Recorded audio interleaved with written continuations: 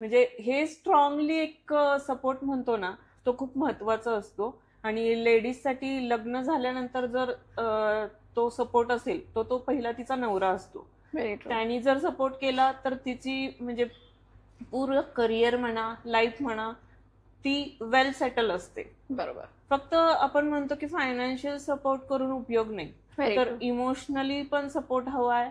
एक स्ट्रॉंग कोणीतरी आपल्या बाजूला आहे की बाबा आपल्याला आता काही घाबरायची गरज नाहीये. ते बॉन्डिंग वन साइडेड नसतं, ते कायम टू साइडेड आहे.